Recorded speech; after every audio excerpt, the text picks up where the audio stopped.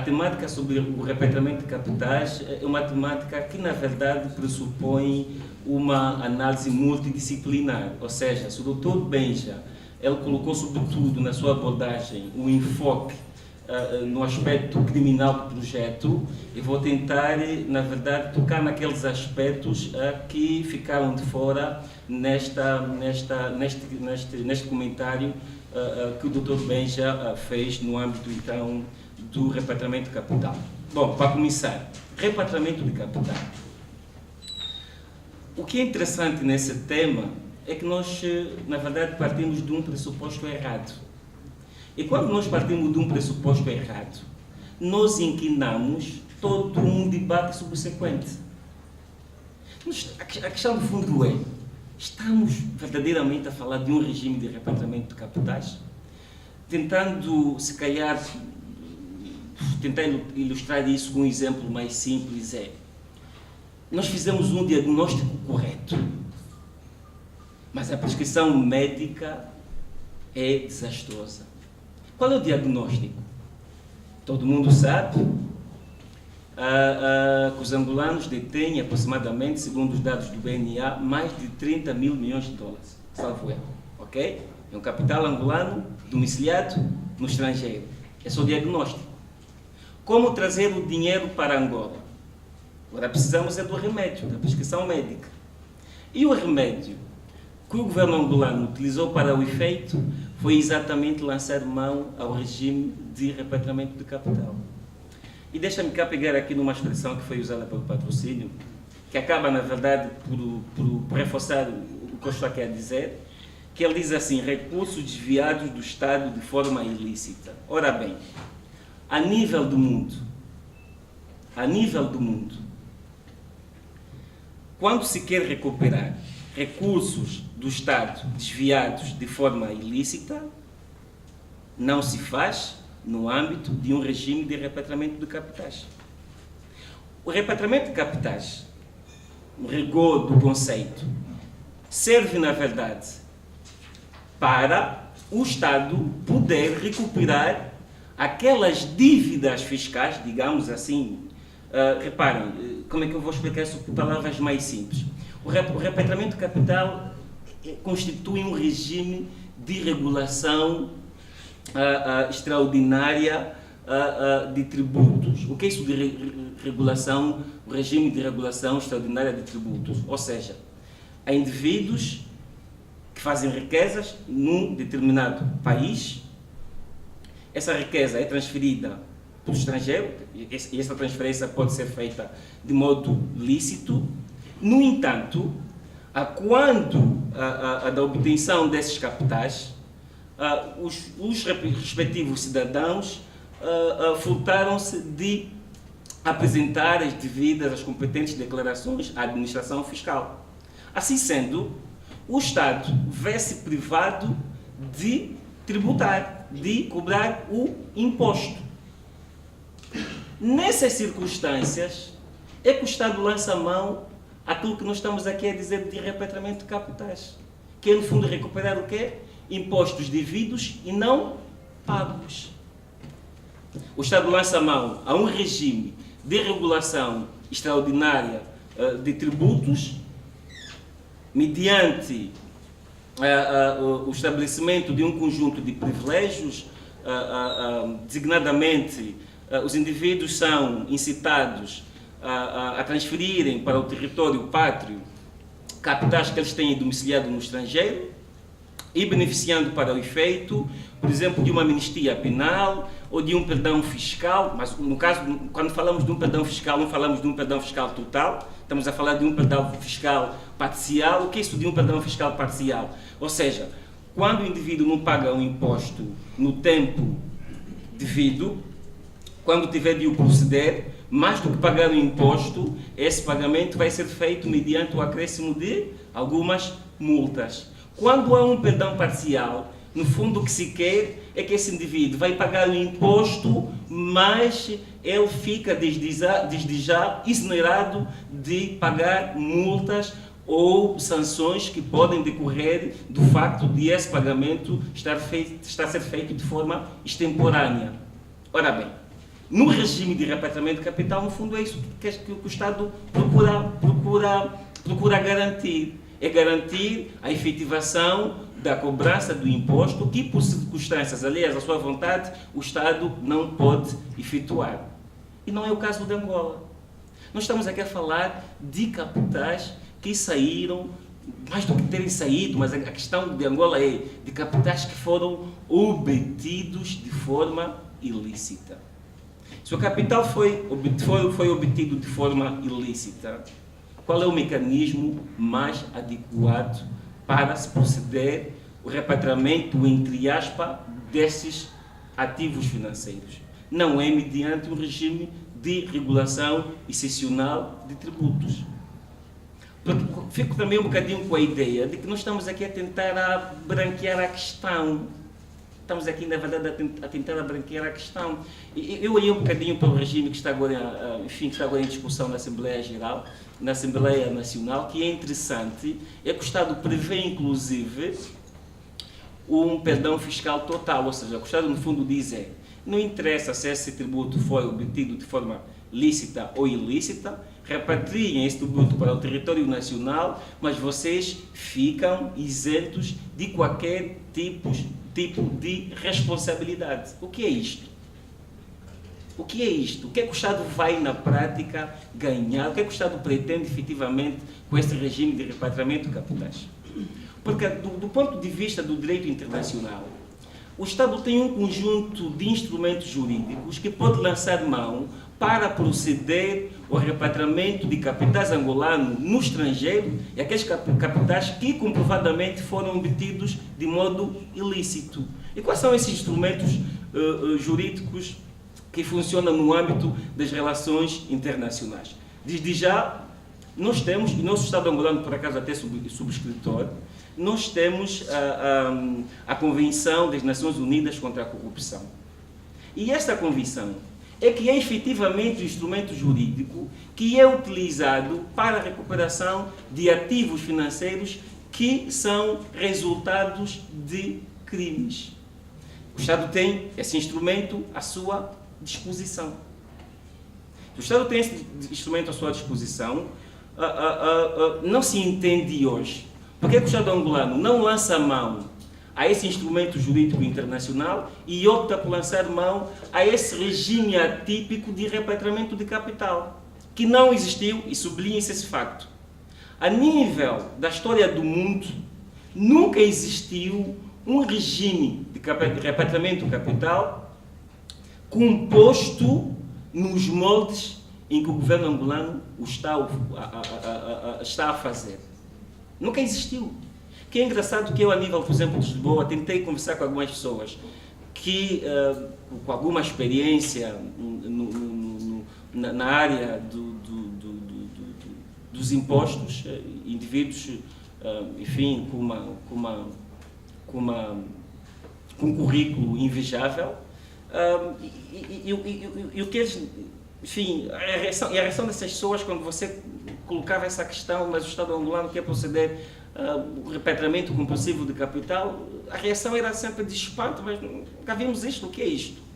Porque não existe.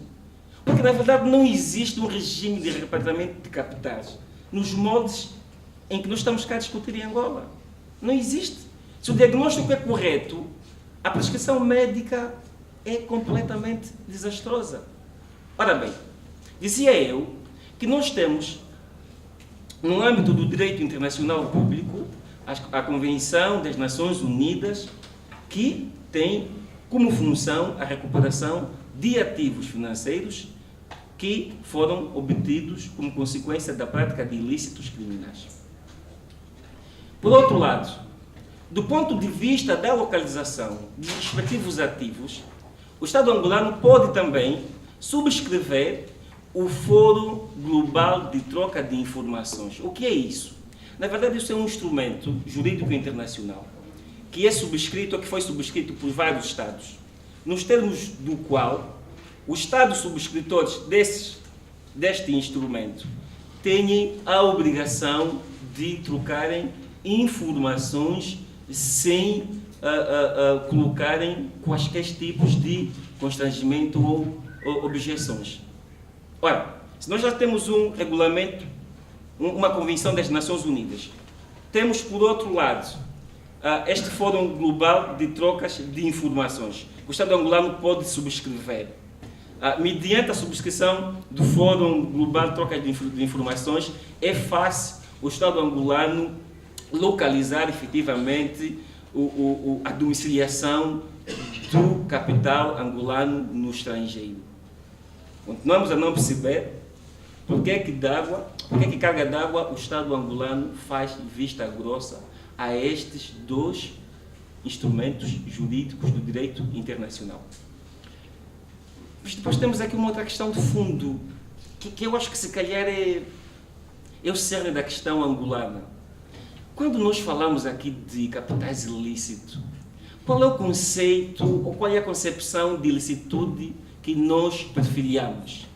É bem verdade que o conceito, por exemplo, de corrupção, ele varia de geografia para geografia. Aquilo que nós entendemos por corrupção em Angola, ou aquilo que é entendido por corrupção, por exemplo, em Portugal, ou em França, ou na Alemanha, eventualmente para nós não constitui corrupção. Esse é o centro da questão. Nós, quando falamos em capital ilícito, estamos a olhar para o crime de corrupção. Porque nós achamos normal os contratos leoninos, os contratos de abuso, os negócios consigo mesmo. Ou seja, aquele indivíduo que foi nomeado no cargo Y e nesta condição celebrou negócio consigo mesmo, e quando você celebra negócio consigo mesmo, com certeza que você não vai observar as regras do mercado. A tendência é de subfaturados. Nós entendemos que esses capitais são obtidos de forma lícita. O que não é verdade. Se nós levarmos o conceito de ilicitude, interpretamos esse conceito de ilicitude à letra da lei, talvez todo indivíduo tenha aqui o rabo preso. Se calhar por isso é que a nossa intenção de repatriar capitais não tem pernas para andar. Porque se nós levarmos à letra da lei o conceito de capitais ilícitos, as grandes fortunas angolanas, aquilo que é o senso comum, nós ficamos pelo menos com a ideia de que essas fortunas não foram obtidas, mediante o uso dos mecanismos mais ortodoxos. Então, se é capital ilícito que nós queremos recuperar, então, meus amigos, quase que ninguém fica salvo. Como ninguém fica salvo, então nós decidimos criar esse regime atípico de repatriamento de capitais. E o mais interessante é que, na verdade, nesse regime, quem está a legislar sobre o repatriamento de capitais acaba por estar a promover uma espécie de defesa em causa própria. Ou seja, supostamente, os que têm capitais no estrangeiro é que estão a trabalhar na composição do regime de repatriamento de capitais. Não vamos a lado nenhum. Não, enfim, também não quero ser fatalista. Não quero ser fatalista, mas, enfim, fico com a sensação de... Nós estamos, na verdade, a dourar a pílula. Nós estamos a branquear a situação. Nós não estamos a olhar para o problema com os olhos de ver. Não. E depois, também aqui uma outra questão colateral, que é qual é efetivamente a motivação do repatriamento de capital. Aqui é uma motivação genuína, ou nós estamos aqui a usar a questão do repatriamento como uma arma de arremesso nessa luta pela afirmação do poder? Essa é a grande questão. Há realmente a intenção do Estado angolano em promover o repatriamento de capitais? E também quando nós falamos em repatriamento de capitais, e as pessoas têm um bocadinho essa ideia de repatriar capital e tirar o dinheiro do estrangeiro para cá. Estamos aqui a falar dessa transferência física. Não. O repatriamento de capitais essa expressão, esse conceito de repatriamento de capitais, esse conceito é usado numa perspectiva metafórica. Isso não pressupõe necessariamente a transferência de ativos de uma geografia para outra. Não necessariamente. Não necessariamente. Até porque os ativos financeiros, eles apresentam configurações distintas. O ativo financeiro tanto pode se consubstanciar em notas físicas, como se pode traduzir em ações, por exemplo, que estão cotadas numa determinada bolsa. Como é que você vai promover esse repatriamento desse tal capital? Como é que nós vamos, no fundo, promover isso? Eu me tenho cá estado a perguntar, eu por acaso até sou muito cético. Eu acho que nós temos soluções muito mais práticas para a questão do repatriamento de capitais. Porque está mais do que provado que não vai funcionar. Não vai funcionar. Nós temos soluções alternativas. E qual seria a solução ideal para o nosso problema? Se calhar é proceder ou adotarmos em Angola uma espécie de tributação universal de rendimentos. Nós estamos a partir do princípio de que não vamos conseguir promover o repatriamento desses capitais. Então, por que não tributar esses lucros que as fortunas angolanas produzem no estrangeiro? No mínimo isto. Seria até uma situação razoável. Todo mundo sabe, por exemplo, que a Isabel dos Santos tem ações na Galp, todo mundo sabe, por exemplo, que o senhor Y tem ações no sítio tal, todo mundo sabe, por exemplo, que o senhor Beltrano tem ações no sítio tal, enfim. E se nós não conseguirmos efetivamente proceder com algum êxito ao repatriamento de capitais? Não temos aqui soluções alternativas? Se calhar devíamos proceder ou adotar a nível da nossa legislação fiscal o princípio da tributação universal. Essas fortunas angolanas nos estrangeiros deviam ser também objeto de quê? Da cobrança de impostos relativamente aos lucros que essas fortunas produzem. Bom, resumindo, repatriamento de capitais nos moldes em que está a ser discutido e proposto em Angola nunca existiu nos anais da história da humanidade. Nunca existiu. Porque nós estamos a partir de um pressuposto errado. O diagnóstico é correto, mas a prescrição médica é completamente desastrosa.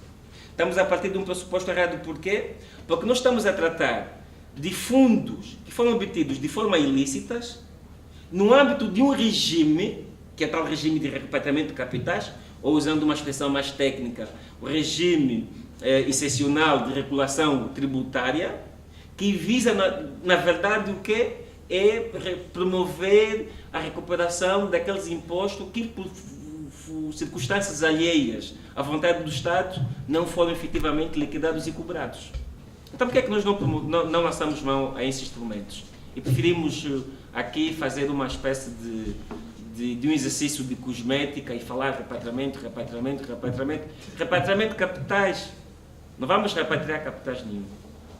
É ilusão. E olhando para o regime, por exemplo, que está agora em discussão na Assembleia Nacional, é uma autêntica... Eu, por acaso, tenho algumas reflexões sobre o repatriamento de capitais. Se vocês podem até googlar Clube K, Francisco Sebastião, por acaso tenho ali duas reflexões em torno do regime de repatriamento de capitais. E fico, na verdade, com essa sensação de que alguns técnicos que também estão a trabalhar nesta matéria estão muito, a mover-se em função dos ventos ou das orientações que vão recebendo, do poder instituído. E assim sendo, nunca vamos ter como tal um regime de repatriamento de capitais, porque nós estamos a instrumentalizar a técnica para fins, parece-me, de natureza política. Bom, eu vou ficar por aqui, não me vou alongar mais. Espero que não vos tenha cansado e que tenha sido o mais conciso e objetivo possível. E vou agora colocar à vossa disposição para o esclarecimento de eventuais perguntas. Estamos a perceber que, afinal de contas, há instrumentos que podem ser usados de uma forma concreta, nomeadamente a Convenção das Nações Unidas em relação à questão do combate à corrupção e também esta questão do Fórum Global de Troca de Informações. há uma questão de, é verdade que a percepção de ser corrupção ou não, portanto, conforme ele levantou, se calhar aqui nós temos tido um contrato connosco próprios, sem concurso público, enfim, possivelmente isso não é considerado corrupção. Não é considerado, se calhar, corrupção enquanto um pensamento, vamos chamar, desta, sei lá, não legal, porque nós temos leis. Os concursos deveriam ser públicos, há questões de choques de interesses, tudo isso. A não aplicação destas regras é que talvez seja um hábito, mas não se pode dizer que em Angola a corrupção é entendida de uma forma diferente, porque realmente, a nível legal, ela precisa de uma determinada forma. Então, há estas questões também para perceber. Há a percepção de que realmente isto já não tem, parece que não tem pernas para andar.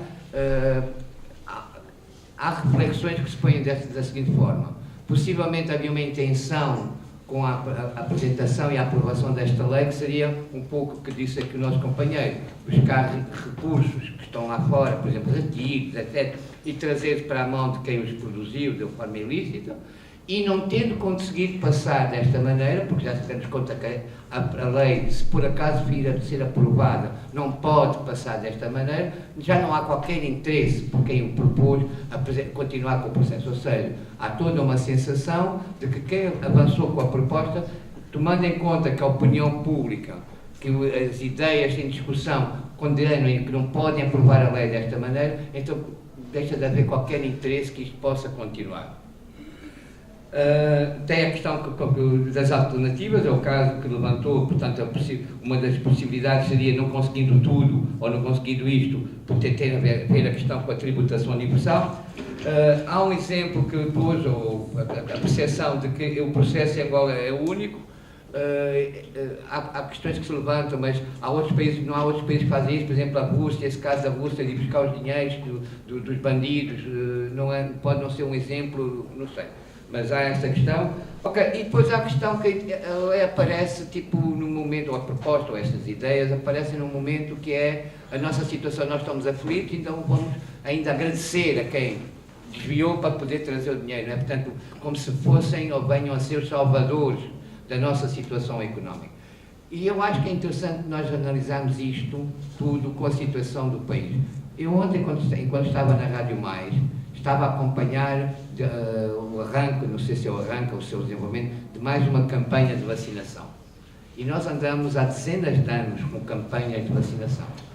Campanha de vacinação é um sinal de emergência, porque realmente só há campanhas em determinados momentos concretos quando o sistema de saúde não está a funcionar. Ou porque há uma calamidade, de repente, há uma doença que prolongou. Agora nós andamos há dezenas de anos com campanhas de vacinação contra o sarampo.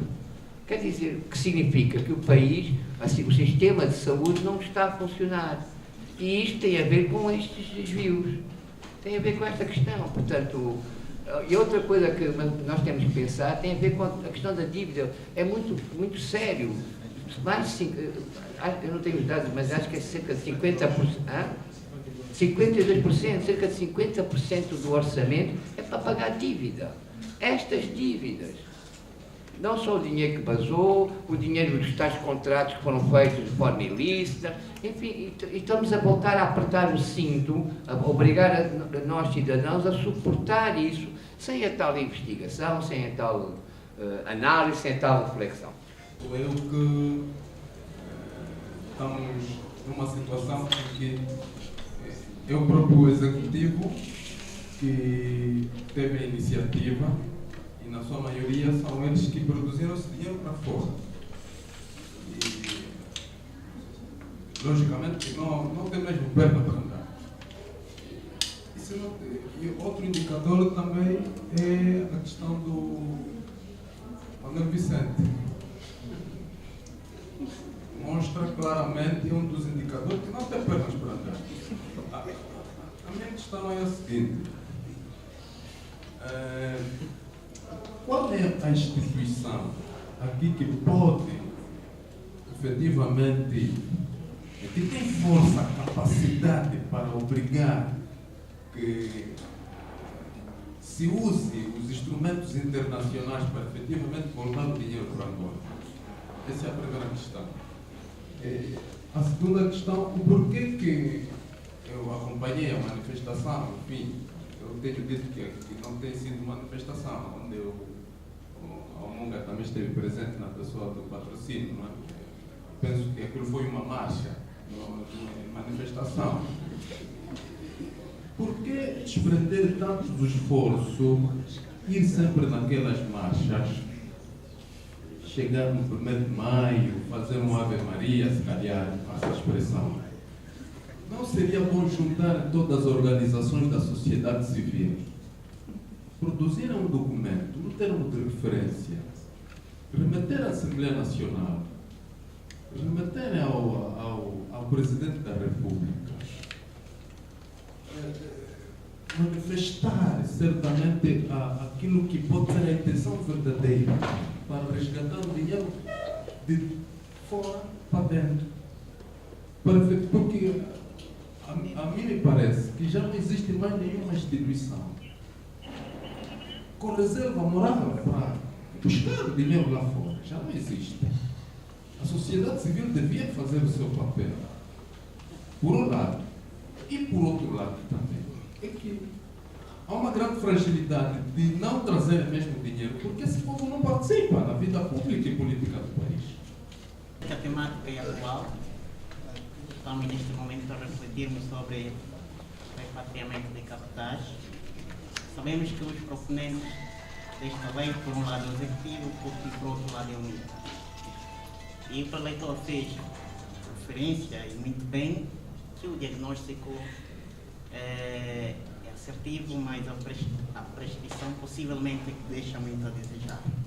Mas a nossa contribuição é o seguinte: bem, temos o diagnóstico e temos as duas propostas na Assembleia, e que as mesmas estavam para ser discutidas e aprovadas com um pêndulo de urgência, mas penso que recuou-se e que as recomendações que possivelmente irá à consulta pública. E nisto tudo, os proponentes trouxeram uma proposta e achamos nós que a sociedade civil também não pode ficar à margem desta realidade. Construímos consensos. Isto que nós defendemos. Neste sentido, digamos que a quando da consulta, a envolvência da sociedade civil será muito interessante, para que, afinal de contas, discutamos qual é a melhor metodologia, porque, no fundo, o que nós queremos é que estes capitais que estão fora, possivelmente aqui, onde ajudarem, onde impulsionar o investimento e, a partir dali, ajudar na melhoria da qualidade de vida das populações. Para tal, a iniciativa é boa e vamos discutir, vamos sentar, vamos primar pelo consenso, vamos participar. Eu penso que isto aqui será muito mais interessante e termos um país cada vez mais com futuro horizonte. Muito obrigado. A princípio não apanhei o nome, agora já sei que apenas é advogado, é o jurista Francisco Sebastião, não é? Fazia uma abordagem muito sucinta relacionada com diagnóstico, prescrição, situação do governo, e durante a sua abordagem falava sobre esse repatriamento de capitais a nível mundial e diz que esse nosso modelo é único. Mas também na sua abordagem falava que para a aplicação destas técnicas de repatriamento de capitais em outros lugares do mundo teve em conta, ou tem que se ter em conta, as realidades sociais que aí vivem. Então eu vou-me contrapor dizendo que acredito que está cético, conforme afirmou, devemos ter opiniões diferenciadas, devemos dar oportunidade. Falamos aqui de dois modelos que são louváveis, que é a Convenção da ONU contra a Corrupção, Tribunal Internacional. Falou também da inscrição a partir do Fórum Global de Trocas de Informações, que também são importantes. Mas aqui está mais uma questão muito séria. A nossa realidade local, a questão da ingerência interna, que muitas vezes motiva também a ingerência interna. E durante os exemplos eu pude notar que o senhor advogado, o camarada advogado, o irmão, falava muito de Portugal. E aqui, na nossa realidade, não foi consultar também pessoas para darem uma opinião, porque só há. Então, os modelos que existem fora são os mais viáveis, os nossos, nós mesmos não podemos acreditar que também há possibilidade de vir a dar certo. Vamos dar uma oportunidade, tanto a UNITA quanto o EPLA, nesses projetos que eles propõem. Vamos fazer uma aliança, vamos ver o que daí há de derivar. Vamos fazer o que é nosso, porque tudo aquilo que fizemos que foi nosso, até agora surtiu efeito. Enquanto a comunidade internacional esteve presente, é uma negação autêntica. Então, parabenizar esse âmbito que é mesmo para reflexão. Todos nós devemos contribuir com ideias diferentes para, em conjunto, encontrarmos uma solução para essa questão que é um cerne.